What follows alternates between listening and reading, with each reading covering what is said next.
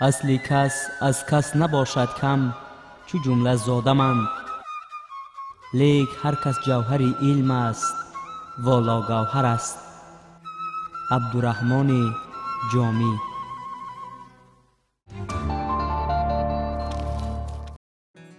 چندی قبل گذارمان به ولایت سوخت عریقتر از شهر خوجند اتفاق افتاد و در سر خیالی تهیه یک آچرک تلویزیونی که داشتیم در حال راه پیش گرفتیم به سوی این مخزن علم و معرفت.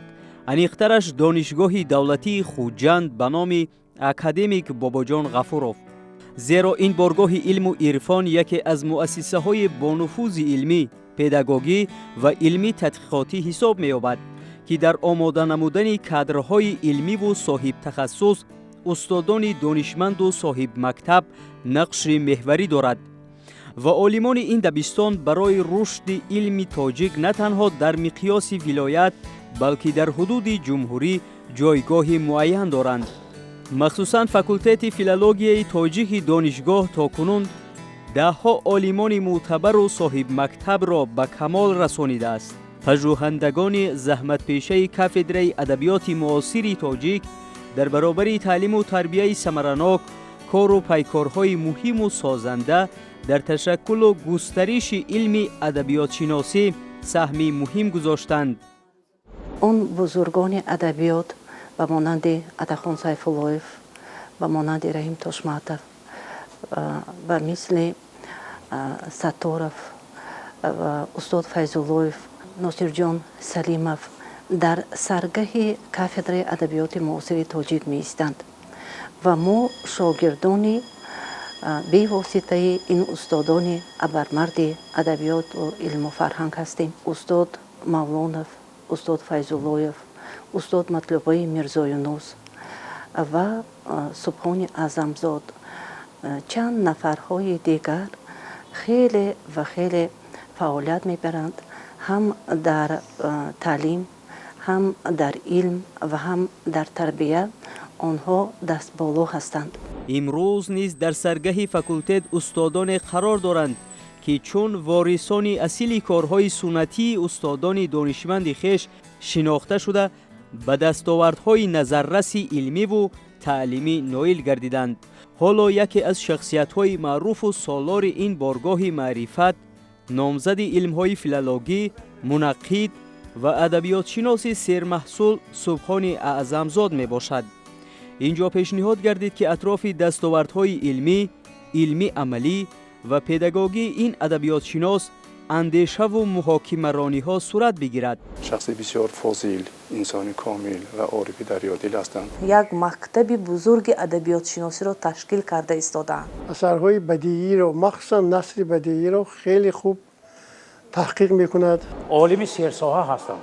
نقد را خیلی خوب درک میکنند. متخصص افکار ادبی هستند. عالم خوب هستند و آدمی بزرگ هستند. سلامت باشید چون دعوت و درخواست گروه ایجادی را قبول ساختید. تشکر به شما نیست. و اینک میپردازیم به شرح حسب و حال کار و پیشه و کوشش ها و کاوش های علمی و فعالیت منقدی و پداگوژی عالم دقیق نظر و پژوهنده پرکار و سرمحصول سبحان اعظمزاد. دوره‌های نورسی و کودکی شما در کدام از دهه‌های سرسبز وطن سپری شده است؟ بنده در شهر کانیبادام تولد شدم. 50 را پر کردم، یعنی 50 سال پیش به این دنیا آمدم و به این دنیا آمدنم خیلی شادم که آمدیم، دنیا را دیدیم، چگونگی دنیا را فهمیدیم، با مردم سر کار داشتیم و غیره و هکذا. در کانیبادام دوره کودکی هم، دوره نوکودکی هم گذشت.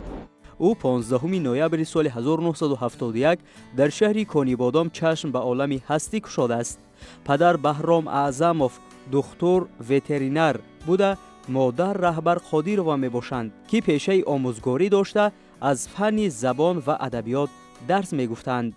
نسب ما از نام بابایمان که اعظمبای یا اعظمجان نام داشتند و در جنگ گرمانیا شهید شدند، به نام و نشان برنگشتند. پدرم بارها میگفتند که من پدر خودم را عمری ندیدم. نو ختم کرده دانشکده پداگوژی تاجیکستان بودند و آمده در کانی بادام و کسب معلمی مشغول شده و درجه دیرکتوری مکتب رسیده بودند. مادرتان؟ مادرم بعد ختم مکتب میانه 2 سال در ریدکسی روزنامه ناحیوی کانی بادام کار کرده. به فاکولته فیلولوژی تاجیک دانشگاه دولتی تاجیکستان رفته خواندند. شاگرد شریفشاه حسین زاده بودند و شریفشاه حسین زاده میخواستند که مادرم در دانشگاه مانند و رساله نامزدی دفاع کنند، اما زندگی به کوی دیگر انداخت. به کانی بادام آمدند. ما که بعد ختم مکتب راه مادر رو دوام داده، اما آرزوهایی در راه علم عملی نشته مادر رو عملی کردیم. چونین زحمت و تلاش‌های معارف پرورانه رهبر قادرова او را به دریافت علاچه معارف اتحاد شوروی و معلم خدمت نشان داده تاجیکستانی وقت مشرف نموده بود. محیط سازگار عائلوی طبیعی است که به قابلیت ذهنی سبحان نورس و جوان و کمالات عرفانی ایشان به میلان تأثیری نکو گذاشت. همین بود که او از نورسی دلباخته ادبیات و شعر و کلام گردید. گذشته از این مادرکلان پدری لطافت صمدова که یکی از چهره‌های شناخته، معلمه ورزیده و جانفدای مکتب و معارف شهر اصفهان بود، تربیه سبحان 5 ساله را به ذمه خود میگیرد. 5 ساله بودم که مرا مادرکلانم از کانی بادام بردند به اصفهان، با خودشان پرورش دادند. از پدر و مادرم جدا بودم. خب پدر و مادر در کانی بادام زندگی کردند، با دیگر برادرانم و خواهرم، و بنده باشم با مادرکلانم در اصفهان کلان شدم. پسرک از خورده چالاک و زیرک کمال میافت. همین بود که او را پیش از مهلت به دبستان میبرند. من در یادم هست که بین استادی زبان و ادبیات تاجیکم و استادی متماتیک من یک اندازه ناراحت شده بودم. چرا؟ استادی ریاضیات هم میخواستند که من به ساحه ریاضی به تحصیل روم، استادی زبان و ادبیات هم میخواستند که به ساحه ادبیات. اما چون مادرم همین راه را انتخاب کرده بودند، من به راه زبان ادبیات رفتم. در این مرحله تحصیلات او در برابر از بر نمودن فنهای کلیدی باز به موسیقی نیز رو آورده نوازش سازهای موسیقی رباب را از بر می نماید. مکتب میانه را با افتخار ختم نمود و تقدیر سبحان جویای راه علم و معرفت را به یک محیط و مؤسسه با نفوذ و بزرگ علم پایتخت کشور شهر دوشنبه، انیخترش فاکولته فیلولوژی تاجیک دانشگاه دولتی وقتی تاجیکستان پیوست. شما ختم کرده کدام از دبستان‌های عالی کشور بودید؟ بعد از ختم مکتب میانه رفتم به دانشگاه دولتی تاجیکستان که اون وقت یونیورسیته دولتی به نام ولادیمیر لنین نام داشت. داخل شدم. دوره استقلال فرا رسید و سال 1993 دانشگاه ختم کردیم. باز به اصفهان آمدیم. در مکتب میانه به کاری تعلیم، به کاری آموزگاری مشغول شدیم. سبحان جوان دانشجو شد.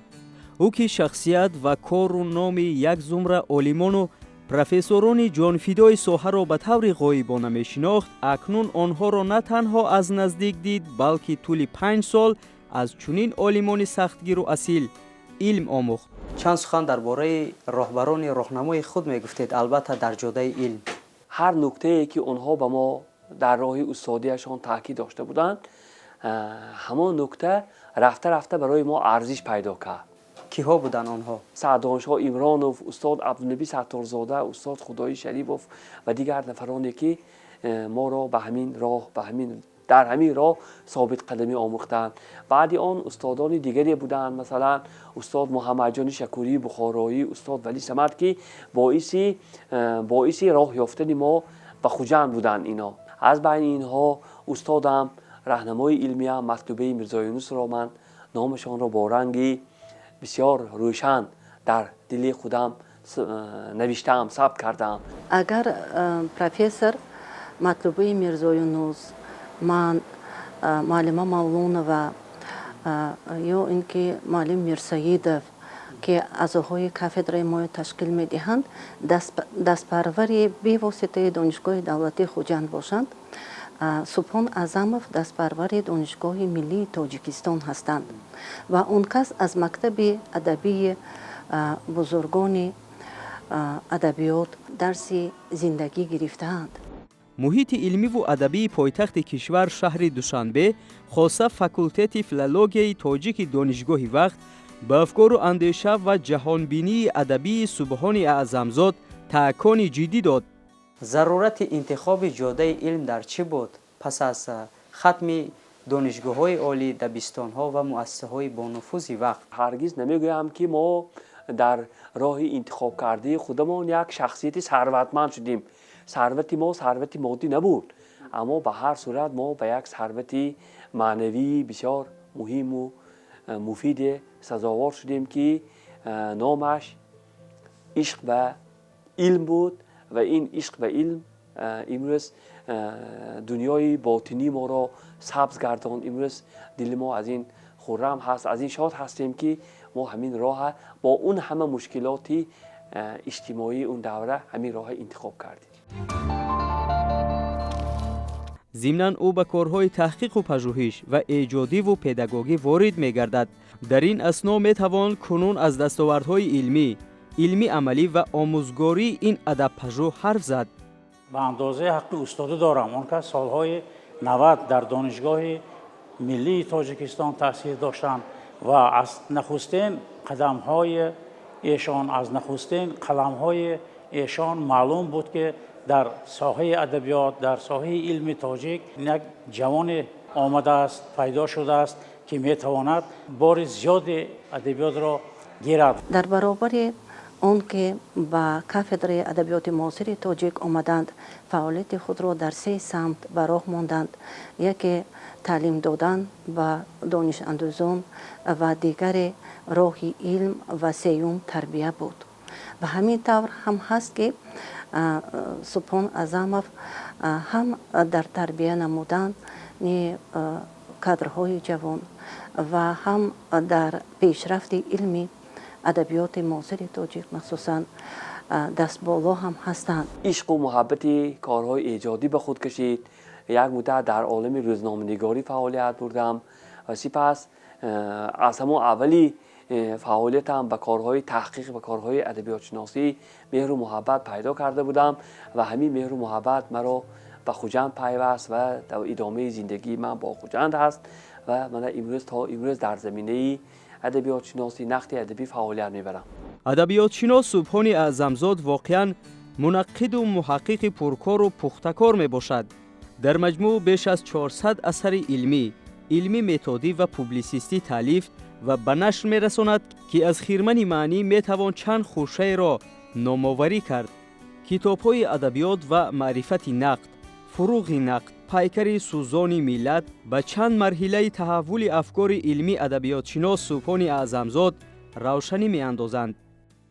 яке аз корҳои бисёр ҷиддӣ, сангин, кори заҳматталабе ки анҷом доданд, ин пажӯҳиши доир ба сайфи исфарангӣ ҳаст ки барои таълиф шудани чунин пажӯҳиш муҳаққиқ хеле бисёр заҳмат кашидааст ва онро ба як шакли бисёр хуб, як китоби бисёр зебо, ҳам аз ҷиҳати мазмун, ҳам аз ҷиҳати нигориш, манзури ҳавоторони адабиётшиносӣ, манзури ҳавоторони шеъри тоҷик кардааст. вақте ки пажӯҳишҳои он касро дар бораи Лутфулло Бузургзода, дар бораи сайфи исфарангӣ доир ба шахсиятҳои адабиёти имрӯзи тоҷик мебинем, дарк карда метавонем ки он тадқиқотҳо, он масъалаҳо, он проблемаҳое ки дар адабиёти муосири тоҷик ҳаст, ҳаллу фасли худро дар тадқиқоти Аъзамов ёфтааст. ӯ соли 2002 таҳти роҳбариву роҳнамоии муаллимаи соҳибқалами пешқадам, доктори илмҳои филологӣ профессор Матлубаи Мирзоюнус рисолаи номзадиашро дар мавзӯи ташаккули адабиётшиносии тоҷикии солҳои 30-40 асри 20 ва бозҷустҳои филологии Лутфулло Бузургзода сарбаландона дифоъ менамояд. яке аз аввалин шогирдони профессор Матлубаи Мирзоюнус ба ҳисоб мераванд ва кори илмии худашонро бахшида ба эҷодиёти Лутфулло Бузургзода ҳам забоншинос ва ҳам адабиётшинос бахшиданд ва дар ҳамин шӯрои диссертатсионии донишгоҳи давлатии Хуҷанд дифоъ намуданд. дар ин تحقیقات جدی خود محقق توانسته است که نقش لطف الله بزرگزاده را در روند تشکل ادبیات شناسی همان دوران معین سازد. سال 2002 رساله نامزد دفاع کردند و بعد از 7 سال البته که سرطلب بودند، بعد از 7 سال مناگراف را به طور بسیار زیبا، به طور بسیار پرمحتوا منظور خوانندگان خود کردند. اگر یک پهلوی جستارهای علمی سبحان اعظمزاد را مقاله‌های نظری اوید به مسئله‌های تاریخ ادبیات، نظریه ادبیات و نقد ادبی تشکیل دهد، سمت‌های دیگری آن به واسطه به کار عملی نقد علاقمندند که از آن نقد نثر معاصر، نقد شعر معاصر و نقد میباشند. مایه افتخار و سرفرازی است که در قطار ده‌ها استادان فاکولته فیلولوژی تاجیک دانشگاه دولتی خوجند به نام اکادمیک باباجان غفورов استاد سبحان اعظمزاد را نام می برد که یکی از استادان موفق در جاده علم هستند. مقاله های زیاد دارند، کتاب های زیاد دارند و همیشه کوشش میکنند که با یک لحن روان و به خواننده فهمو آن را نگارند و خواننده در برابر خواندن آن به خود علاقه معنی های زیاد را پیدا میکند.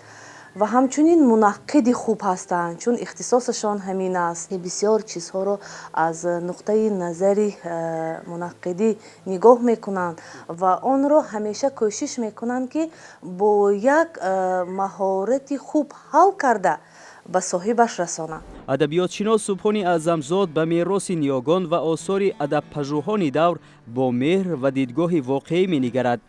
او آثار دانشمندان ممتاز در قبال لطف الله بزرگزاده، طرق ذهنی، واحد اسراری، ولی صمد، ناصر جان سلیمی، نعمت جان فیض‌اللهیف، مطلوبه میرزا یونس و دیگر نمایندگان فرهنگ و ادب تاجیک را موشکافانه تحقیق نموده در زمینه کاوش‌های سودمند کارهای زیادی را به سامان رسانیده است.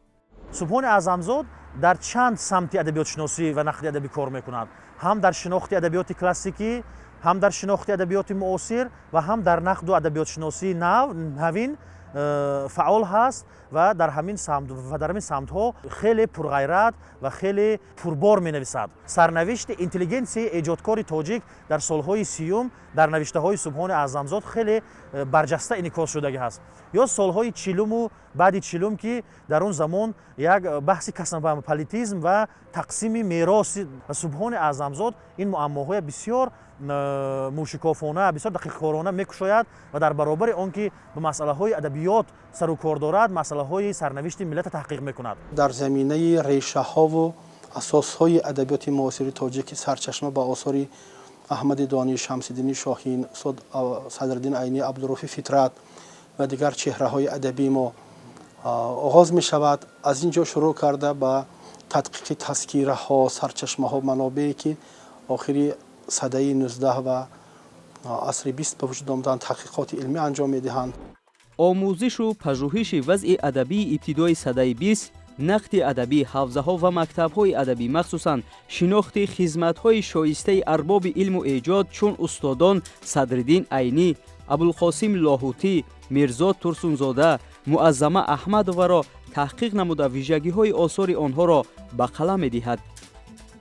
بیشتر به نقد سر و کاردار هستند و نقد را خیلی خوب درک میکنند و مقاله هایی که دایر به ایجادیات میرزا ترسونزاده، ایجادیات صدرالدین عینی، محمد جان شکوری، عطاخان سیف‌اللهیف، خالق میرزازاده، رحیم مسلمانیان و دایر به آن منقدان ادبیات تاجیک که بیشتر سهم خود را در پیشرفت ادبیات گذاشته‌اند، این کس به فعالیت آنها، به روزگار آنها، به آثار علمی آنها خیلی زیاد توجه ظاهر می‌کنند. موردی بیان است که محقق سبحان اعظمزاد از مکتب ادبیات شناسان نامور تاجیک چون محمد جان شکوری، ولی صمد، رحیم مسلمانیان، عبدالنبی ستارزاده، خدای شریفوف، خدای نظر اسازاده، ابوالحی محمد امینوف، عبدالخالق نبوی، ناصر جان سلیمی، матлубаи мирзо юнус, муртазо зайниддинзода ва дигарон гузашта дарси зиндагӣ, шеваи таҳқиқу тадрисро аз худ намуда, аз баҳри бекарони илм гавҳарҳои маънӣ чидаву шогирдони хушзавқро парвардааст. мактабҳое ки эшон гузаштанд, чӣ дар донишгоҳи миллии тоҷикистон устодонашон, чӣ берун аз донишгоҳи миллии тоҷикистон ва чӣ дар муҳити донишгоҳи хуҷанд, аз дасти устодони фидоӣ гузаштанд ва аз устодонашон фақат сифатҳои нека мерос гирифтанд ва ҳамин гуна сифатҳоя дар худашон парвариш карданд ва имрӯз ба шогирдонашон, дар қалби шогирдонашон парвариш мекунанд. ин сифат чӣ аст? ин сифат ҳалолкорӣ ҳаст, бетамаъ кор кардан ҳаст, фақат ба хотири илм кор кардан ҳаст, фақат барои шинохти ҳақиқат талош кардан ҳаст ва фақат барои ҳарфи нав гуфтан ҳаст ва фақат ба хотири эҷодиёт ҳаст. аввалин мақолаҳои адабиётшиносии Субҳони Аъзамзод охири солҳои 80 ба таб расида буд ва нахустин муҷдаро дар бораи Субҳони Аъзамзод ман ҳанӯз аз донишманди фарзонаи тоҷик академик Муҳаммаҷон Шакурӣ шунида будам ки ва нахустин чиқидаҳои қалами Субҳони Аъзамзод баҳои хеле хуб дода исоли шода карда буданд ки дар майдони нақди адабӣ ва адабиётшиносии ҷавон, адабиётшиносии тоҷик як ҷавони бисёр хушқалам ба майдон омада истодааст ва мо аз оянда аз Субҳони Аъзамзод муваффақиятҳоро интизор ҳастем. дигар аз корҳои шоистае ки адабиётшинос Субҳони Аъзамзод ба сомон расонидааст, китоби камол дар оинаи пажӯҳиш мебошад.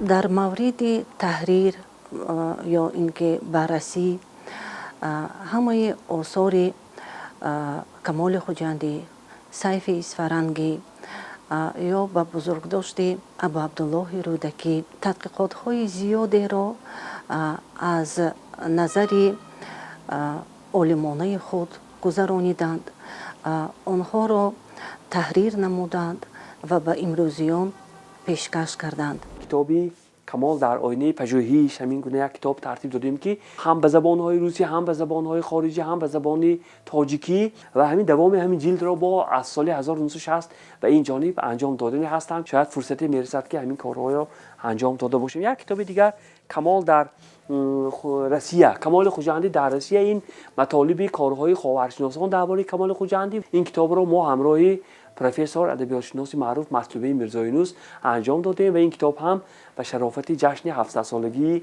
Камоли Хуҷандӣ ба таб расид.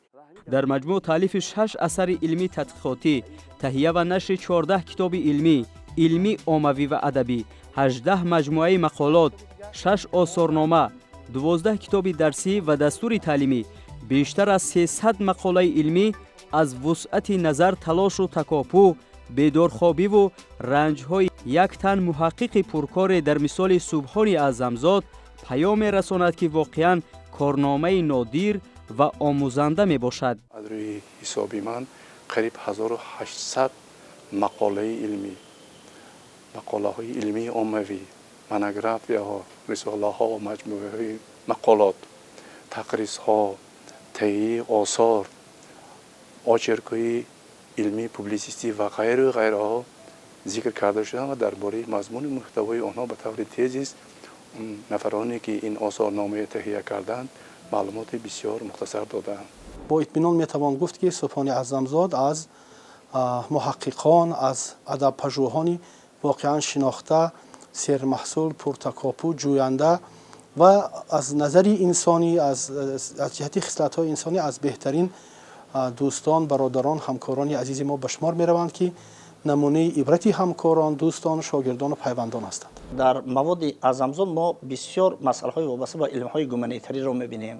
масалан фарҳангшиносӣ, ҷомеашиносӣ, сиёсатшиносӣ, таърих низ баробари журналистика ва филология мавриди баррасӣ қарор гирифтааст. мо чанде пеш як таҳқиқот гузарондем ба хотири баъзе масъалаҳои аниқ кардан, барои як маҷмӯи мақолаҳоро омода сохтан ва аз ҷумла яке аз самтҳое ки барои кори тадқиқотӣ мо лозим буд, ин муайян намудани иштироки омӯзгорон дар шабакаҳои иҷтимоӣ. ҳангоми муайян намудани масъалаи мазкур мо бештар мушоҳида кардем ки аз байни омӯзгорон Субҳони Аъзамзод беш аз ҳама маводи худро дар шабакаҳои иҷтимоӣ ҷой доданд. дар давраи назардоштаи мо 62 мавод манзур намуданд ки аз ин در ماه نوامبر 31 مواد، در ماه دکامبر 25 و 3 روز январи соли 2022 6 مواد روی چاپ آمده است. دایره علمی که در یک فاکولتیت کار میبرید شما را یکی از عالمان سرمحصول حساب میکنند. مقدار نگاشته و نوشته های آثار شما در مثال مقاله و کارهای علمی تحقیقاتی به چند برابر است؟ استادان با نظر داشتی اون نوشته هایی که در راجع به من هم به میان آمده است این مقدار از این جهت است. اما مقدار آثار تالیف کرده من شاید حدود 500 600 یا زیاده از آن باشد. البته این خوب در فهرستی آثار من فراهم آمدن. همه این مردمی عادی هم گیرید مثلا همین گونه اقتدار همین گونه قدرت خداوند مثلا شاید به یک نفری کلندکاری زمین هم میدهد که زیاد کار کرده باشه مثلا، یا یک نفر پخت چین را هم میبینید مثلا در وقتش در زمانی ما که خورد بودیم میگفتن که مملکت نهنگ و در 11 سالگیش از همه زیاد پخت چیده. عزیزی سروری وقتی دولت یوسف استالین قرار گرفته بود ما خوانده بودیم که در یک روز مملکت نهنگ و پخت چین 11 ساله تا 120 کیلوگرم پخته میچینند. نام برده در بیش از 150 کنفرانس و همایش بین المللی و جمهوریوی، ولایتی و منطقوی اشتراک و سخنرانی نموده است.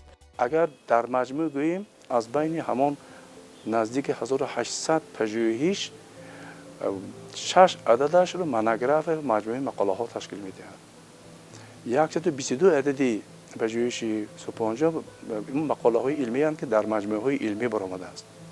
81 مقاله علمی که تالیف کردند اونها در مجله های جمهوری و بیرون از حدود جمهوری در ازبکستان، در ایران و غیر دیگر دولت ها به تب رسیده است. پیشگفتار و پسگفتارهایی که به آثار محققان دیگر نوشته‌اند مقدار آن 38 عدد را تشکیل می‌دهد و غیر به این مانند در مجموع اینقدر یک پژوهشی که یک محققی که حالا سنشان نه از 50 گذشته است در همین دوره انجام دادن، من گمان می‌کنم در آینده دسته چنین مقالات دسته چنین پژوهش باید خیلی زیاد شود. به حیث مقرض رسمی و غیر رسمی به بیش از 20 رساله نامزدی و دکتری عنوانجویان سهم گذاشته به کتاب و رساله، مجموعه مقالات و دستورهای زیادی تعلیمی تقریص‌ها نوشته است.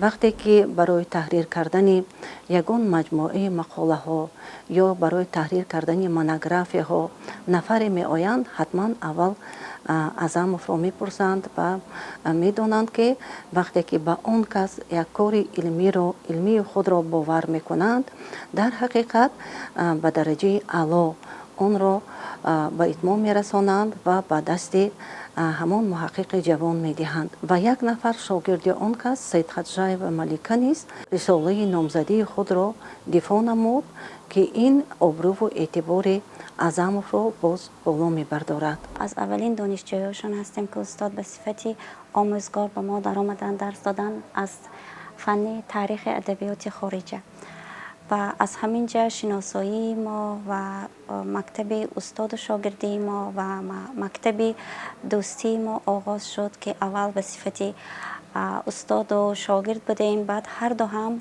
شاگرد یک مکتب استاد مطلوبه میرزا یونس بودیم. درس های استاد بود که محبت ما به ادبیات خارجه آشنا کرد و امروز من به صفتی ادیب هم فعالیت دارم و به جاده شعر و شاعری هم سر و کار میگیرم و امروز بسیار منتدار هستم که محض همین استاد دست ما گرفته به ادبیات جهان بردن و آشنا کردن که در ایجاد ما هم همین آشنایی با ادبیات خیلی تاثیرش گذاشت. او از زمره آموزگاران است که با نظر ویژه و دانش فراخ و اصول تعلیم خاص در بین همپیشگان و دانشجویان مقام ارجمند را داراست.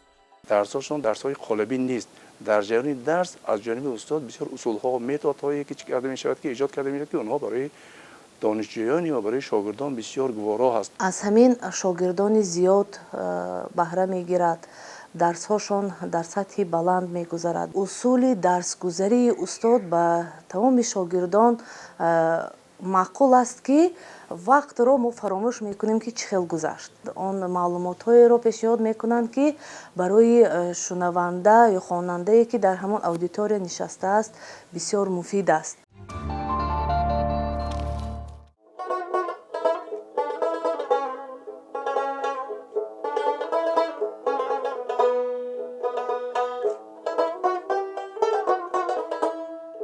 تقریبا صنف‌های 4-5 بودم که ذوق به همین نواختن رباب پیدا کردم و یک نهاد بود نامش خانه پیانیران. در اونجا کروژاک‌های گوناگونی هوسکاری بود. میرفتن بچه‌ها صنعت می‌آموختند، اکتیاری می‌آموختند که این هم ریتم زندگی انسان را دیگر می‌کند. حتی من یک خلاصه دارم، همه می‌نوازید اگر شما این پرده ها رو ویران کردید صدای ناخوش می‌براید، طبیعی ناجور می‌براید. این طبیعی است. من از همین خلاصه کردم که در زندگی هم یک اندک قدمی نادرست ماندید زندگی ناجور می‌شود. این خلاصه از نواختن رباب بود. کتابخانه فراخ و برهوا و بوی و غنی دارد. آن با کوشش و تلاش‌ها و ذوق بلند استتیکی سازمان یافته است. کتاب‌های نادر و ادبیات بسیار ساحه را می‌توان از مخزن عالم پیدا کرد. اصل کتاب‌های من از مادرم مانده بود که مادرم معلمه زبان ادبیات در مکتبی میانه بودند و فاکولته فیلولوژی تاجیکی دانشگاه دولتی تاجیکستان خوانده بودند و من هم به پیرهه ایشان رفته بودم. بعد از این کتاب‌ها جمع شدن باز در دوره دانشجویی هم خصوصا خیلی زیاد کتاب جمع آوری شد. خب حتی مادرم میگفتند که به فکرم میگفتند ما اون پول‌هایی که ما برای روزگذرانی دانشجویی میفرستیم تو فقط نمیخوری و فقط کتاب میخری میگفتن. نمیدونم که چقدر چند هزار اینجا کتاب باشد، تقریبا شاید 4000 باشد، شاید 5000 باشد. خب این کتابخانه اساساً از کتاب‌ها و مجله‌ها عبارت است. در یک گوشه کتابی تذکره‌های ادبیات فارسی تاجیکی جمع آوری شده است. در یک قسم خب آثاری منظومی شاعران، در یک قسم آثاری منثور، مثلا در یک قسم مسئله‌های زبان، کتاب‌های لغت، هم ادبیات خارجی اروپایی هم ادبیات شرقی، مواد ادبیات فارسی زبان مثلا جمع آوری شده است. این کتابی تهیه دیوان سیف‌الدین اصفهانی هست که سال 2017 با سپارش پیشوای ملت انجام یافته بود و این کتاب به حیث 30 سالگی سیف‌الدین اصفهانی به مردم اصفهان اهدا شد. یا نقش داشته برای این تهیه‌گری همین کتاب هستم. از خطی فارسی و خطی کریلی تهیه کردم، لغات و توضیحات نوشتم و بیش از 30 صفحه مقدمه نوشتم و در برابر این آثار منتخبی سیف‌الدین اصفهانی که از همین دیوان منتخب شده است، این به دو خط، به خط هم فارسی و هم به خط کریلی که این کتاب ها از جانب پیشوای ملت ما معرفی شد و مردم تاجیک. در این کتاب هم تهیه‌گر برگردانی متن فارسی به متن عربی. در تاجیکستان عزیز چند سال اخیر است که آزمون‌های فروغ صبح دانایی کتاب است. آزمون تاجیکستان وطن عزیز من، آزمون جمهوریوی علم فروغ معرفت با ابتکار بی‌واسطه اساسگذار صلح و وحدت ملی پیشوای ملت صورت می‌گیرد و راه‌اندازی همین آزمون‌ها تا کجا به تفکر ذهنی جوانان و جامعه امروزی تاجیک تاثیر خود را گذاشته است. آزمون هم وسیله بالندگی، وسیله عمیق رفتی تفکری نسل‌های ما باید باشد. شما تصور کنید تفکری کتابی ما از نو، تفکری کتابی چندین عصره ما از نو و رشد و به بالیش میرسد. مثلا این چیز خیلی برای رونق و رواج تفکری ملی ما، برای رونق تفکری کتابی ما، برای رونق سازندگی ما، برای طبیعت راسیونالی پیدا کردن ما در آینده خیلی مهم خواهد بود.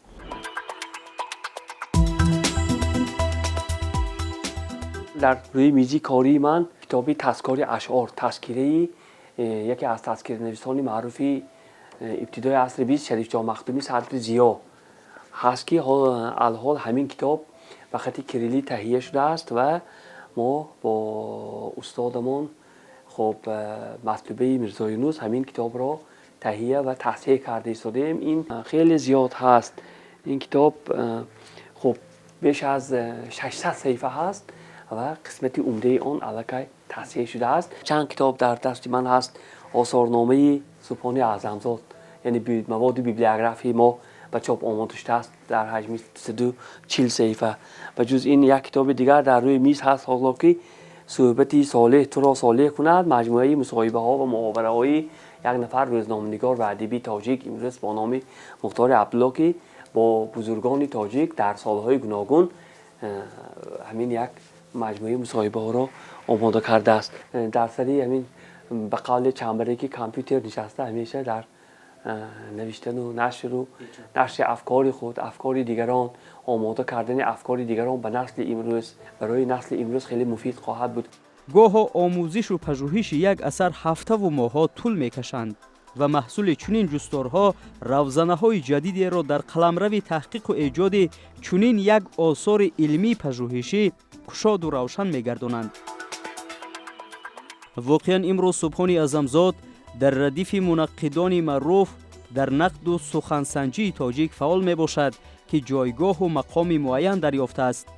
او عزم دارد در موضوع نقد ادبی تاجیکی آخر سده 19 و نیمه اول سده 20 رساله دکتریش را حمایت نموده کارهای مهم و با ارزش را به میان آورد. نقشه و تلاش ها و جد و جهد در آینده در کدام سطح بیشتر روانه می‌گردند؟ انسان هیچ وقت همین تلاش و تکاپویش را گم نکند و همین تلاش و تکاپوی است که انسان را زنده بردم دنیایش را سبز نگاه می‌دارد. خیلی کارها باید انجام دهیم. تقریبا 10 سال باز همکاران، دوستان، پیوندان میگویند که کی رساله دکتریت را حمایت می‌کنی. یکی از نقشه‌های نزدیکترین ما همین دفاعی رساله دکتری هست.